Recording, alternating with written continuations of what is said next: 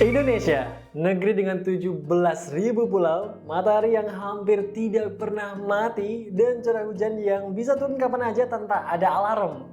Kita tinggal di salah satu iklim paling ekstrim di dunia untuk bangunan rumah tinggal, yaitu tropis lembab. Tapi ironisnya nih, hampir semua rumah modern di Indonesia justru dibangun dengan cara yang melawan iklim itu sendiri. Atapnya tipis, jendelanya kecil, plafonnya rendah, full kaca menghadap ke barat. Hasilnya, rumah jadi open. Muncul pertanyaan dasar nih, kenapa rumah di Indonesia sering panas, lembab, dan bikin boros di AC? Jawabannya simpel teman-teman.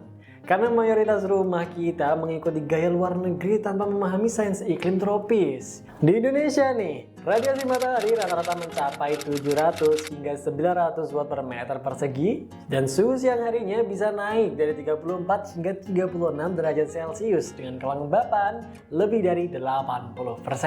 Kombinasi ini membuat udara jadi sulit menguap nih teman-teman, sehingga membuat ruangan terasa pengap. Kalau kamu lihat rumah minimalis dengan kaca yang besar pasti cantik banget dong dan pastinya instagramable.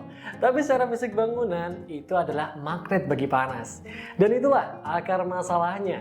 Arsitektur tropis tidak boleh hanya estetika, tetapi dia juga harus berfungsi melawan panas dan juga kelembapan. Dan disinilah prinsip utama kita dimulai. Prinsip pertama yang paling menentukan kenyamanan untuk rumah tropis adalah orientasi. Ini sering diremehkan teman-teman, padahal efeknya bisa menentukan 60% kenyamanan thermal. Rule of thumb-nya, arahkan bangunan ke utara atau mungkin ke selatan dan hindari bukaan besar ke arah barat. Kenapa? Karena sinar matahari sore itu brutal banget panasnya ketika menembus dinding, bisa bertahan sampai malam. Makanya banyak rumah yang panas nih dari jam 5 hingga sekitar jam 9 malam karena temboknya baru melepas panas. Kalau teman-teman tahu di iklim tropis pendinginnya itu bukan AC. Pendinginnya adalah udara yang bergerak. Ventilasi silang atau cross ventilation adalah kunci penghematan energi. Bukan sekedar jendela banyak tapi jendela yang berhadapan sehingga udaranya pun punya jalur. Rumah yang baik di Indonesia idealnya punya bukaan 20 hingga 40% dari luas dinding, jendelanya memiliki dua sisi dan tidak ada dinding mati yang menghambat angin. Contohnya aja nih, ada rumah-rumah Nusantara tempo dulu seperti ada rumah panggung dengan celah ventilasi di mana-mana sehingga suhu di dalam ruang bisa sekitar 2 hingga 4 derajat Celcius lebih rendah tanpa AC. Rumah tropis bukan pakai atap minimalis dengan kemirikan 5 derajat ya teman-teman, tipis atau metal tanpa insulasi. Rumah tropis membutuhkan overhang yang besar sekitar 80 hingga 150 cm, plafonnya tinggi minimal 3 meter, insulasi thermal atau dari aluminium foil atau bisa juga rock wool, dan ventilasi atap atau roof ventilation. Atap adalah payung sekaligus tameng panas. 98% panas masuk melalui atap. Jadi keselan sedikit aja nih di bagian rumah kamu, maka rumah bisa langsung jadi sauna. Kita pasti tahu kelembapan adalah musuh nomor 1 di rumah Indonesia.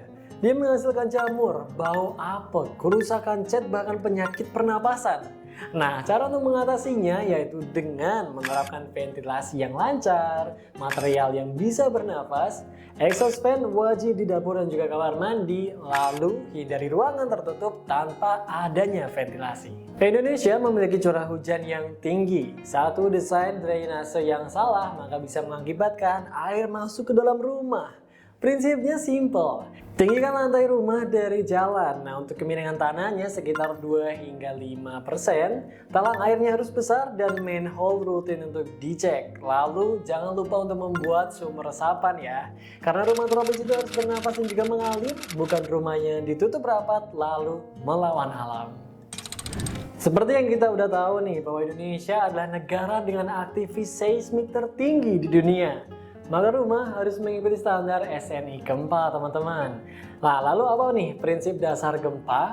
Yaitu adalah bangunan harus elastis dan bukan kaku. Nah, maka dari itu nih, pastikan rumah kalian kolom baloknya dibuat sesuai dengan perhitungan, tidak merobek struktur tanpa adanya perhitungan yang pasti.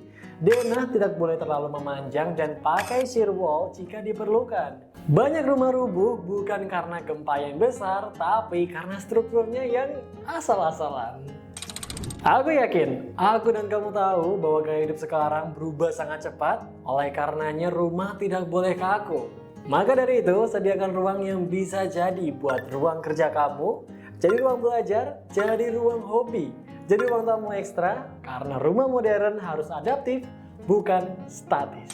Dalam budaya Indonesia, privasi itu penting teman-teman. Harus ada zoning yang jelas nih, area tamu, area keluarga, dan juga area privat. Rumah yang baik adalah yang menjaga tamunya tetap nyaman tanpa harus mengorbankan kenyamanan penghuninya. Rumah tropis bisa sangat hemat energi teman-teman, kalau desainnya benar. Beberapa langkah sederhana antara lain dengan shading alami dari pohon, penggunaan LED, panel surya, dan juga ventilasi alami. Karena rumah yang baik bukan hanya yang indah untuk dilihat, tapi juga mudah dirawat. Oleh karenanya, hindari ornamen rumit nih yang sulit untuk dibersihkan. Hindari material yang cepat rusak oleh panas dan juga air hujan. Lalu gunakan material lokal yang sudah terbukti tahan Indonesia. Lebih baik dan lebih simpel. Rumah terbaik bukanlah rumah yang paling mahal harganya, bukan juga yang paling minimalis atau juga estetik, melainkan rumah terbaik adalah yang paling memahami lingkungannya. Rumah yang teduh, sejuk, hemat energi, kuat terhadap gempa, tahan terhadap air hujan, dan nyaman untuk generasi berikutnya. Ini bukanlah sekedar desain arsitektur semata, karena ini adalah cara kita berdamai dengan alam tropis, dengan ilmu pengetahuan, dan dengan masa depan. Terima kasih buat teman-teman yang udah nonton, dan sampai ketemu lagi di video berikutnya. Salam arsitektur.